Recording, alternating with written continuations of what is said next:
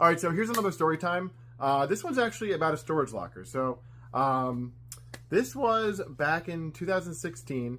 I lived in Long Island, New York, and there was a storage locker that went up. It's behind me. I'll move out of the way so you can see it. So this is the actual storage locker.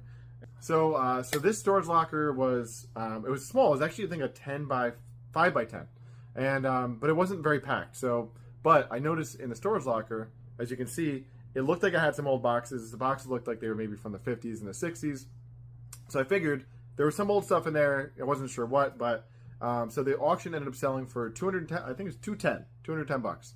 And I was like unsure. I was like, it's worth the risk at $210. So so it was in Queens, New York, which was like maybe a 30-40 minute drive, but their traffic is always crazy in that area. So I drive over there. And I, get into the storage locker. The person lets me in, and I open up the first box. And I remember seeing a bunch of antique postcards, and I was like, "Those are cool." I was like, that was, looked like there's some interesting, from the like 1910, 1915, something like that. And I opened up another box right behind it, and it was all filled with movie posters from the 50s and the 60s. And I was like, okay, this is getting more interesting. And then I opened up another box, and I saw that there was like baseball cards mixed in with some of these old postcards, and there were some baseball cards that were dating back to the the 1910s or earlier, 1880s, 1890s. And I'll picture some of them right here, because there's a lot of cool things. I still have some pictures of what I bought from that locker, so I'll try to include some of these over here as we go.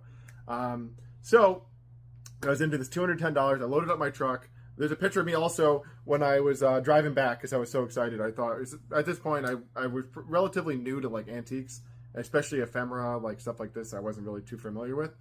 Since then, I've learned a lot, especially due to the storage locker. So long story short, I sold a lot of this stuff on eBay at the time because I was mostly selling on eBay. I actually reached out to Heritage Auction House for movie posters because there were some really good movie posters. They were debating, and they ended up deciding not because there wasn't enough of them.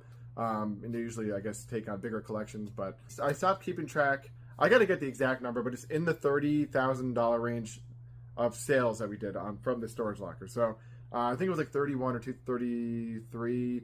I kept an Excel sheet at the time of all the money that we sold, all the sales that we made from this locker. So yeah, that was a crazy storage locker. So the story behind it was the owner of that locker, or the stuff in that locker, owned a bookstore that was in New York City.